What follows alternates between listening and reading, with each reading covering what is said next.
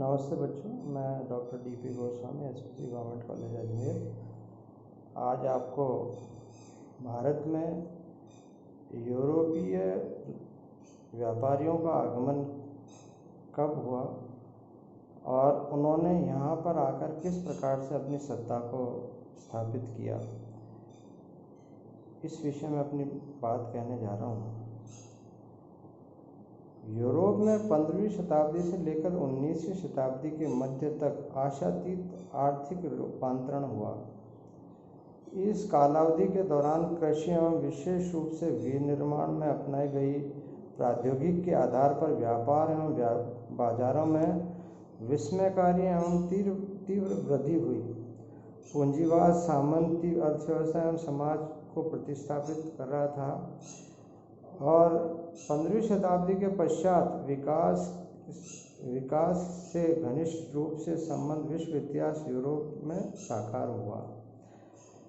और जो पूंजीवादी व्यवस्था के रूप में जो लाभार्जन और बाजार में जो उसके कारण जो प्रतियोगिता आयोजित हुई, उसके कारण नए औद्योगिक स्थान और राष्ट्र खोजे जाने के लिए होड़ चल रही थी। और इस हेतु कच्चा माल और वस्तुओं की बिक्री के लिए एक निरंतर विस्तार की आवश्यकता महसूस की जा रही थी। और इसी कड़ी में 15वीं शताब्दी में यूरोप में औपनिवेशिक शक्तियों ने नवीन विकल्पों की खोज करते हुए यह तय किया कि वे विश्व में व्यापार के जो संभावित स्थान है वहाँ पर जाकर अपने व्यापार को स्थापित करें।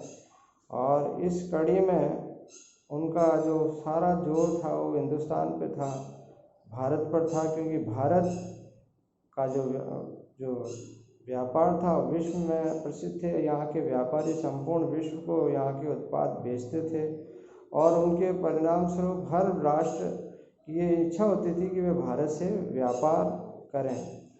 और इस कड़ी में सर्वप्रथम यूरोप में ये होड़ मची कि भाई क्यों ना भारत का रास्ता खोजा जाए। और उस कड़ी में समुद्री रास्ते को लेकर पुर्तगालियों ने जो पहल की, उसका कहीं भी कोई दूसरा सानी नहीं है।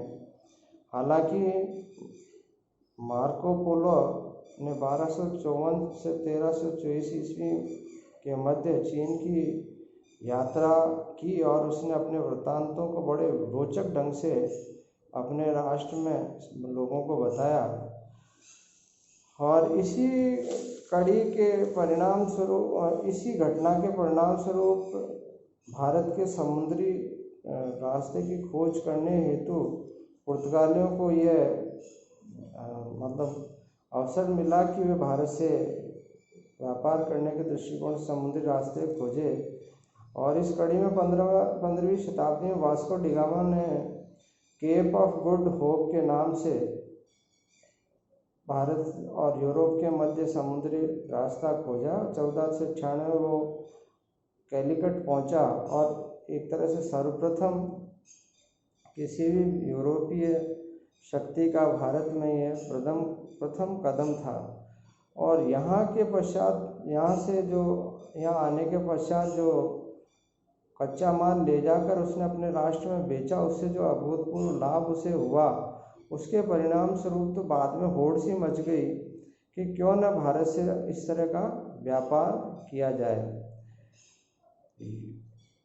यूरोपीय मूलतः तो भारत से व्यवसाय करने के लिए ही आए थे, लेकिन उनका एक छुपा हुआ एजेंडा भी था। वे ईसाई मत का प्रचार करके भारतीयों को ईसाईयत में परिवर्तित भी करना चाहते थे।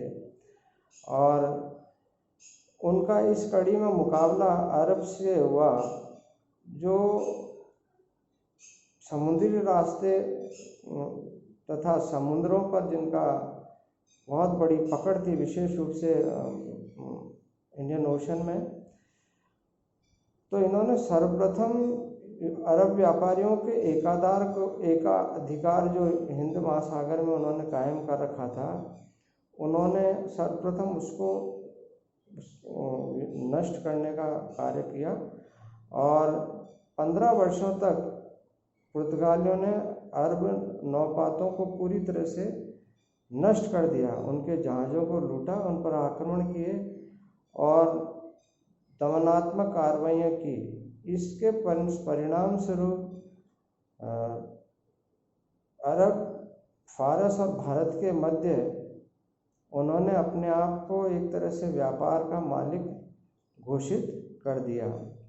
यूरोपियों में का जब भारत में आगमन हुआ तो उस समय उन गुजरात के सिवाय अन्य जितने भी जो शासक थे वे छोटी छोटी शक्तियों में विभाजित थे और इस कारण से उन्हें किसी प्रकार की कोई परेशानी नहीं हुई, क्योंकि किसी प्रकार की कोई नौसैनिक शक्ति ऐसी नहीं थी जो उनसे मुकाबला कर सके। पूरा भारत छोटे छोटे भागों में प्रेरित था, प्रेरित क्या बटा हुआ था और इसके परिणाम स्वरूप ये रहा कि इन्होंने आसानी से अपने व्यापारिक केंद्र स्थापित कर लिए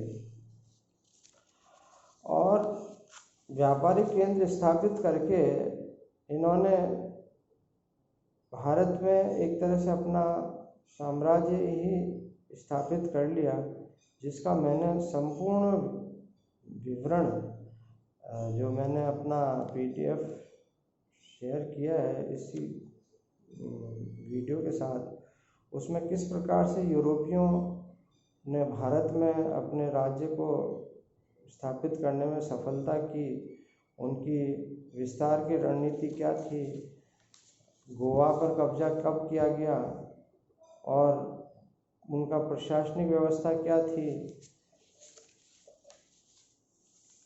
उनके मुगल सम्राटों से किस तरह के संबंध थे, अंग्रेज़ों से उनकी शत्रुता क्यों थी और उनके जो व्यापारी के जो घटनाक्रम हुए उन सब को मैंने बड़े विस्तार से अपने PDF में आपको शेयर किया है। यहाँ तक कि उनका जो पतन जो हुआ वो क्यों नहीं आगे बढ़ पाए, ये भी एक बहुत महत्वपूर्ण प्रश्न है जिसको मैंने अपने PDF में शेयर किया है। आज बस इतना ही, कल हम कोई नया टॉपिक लेंगे। धन्यवाद।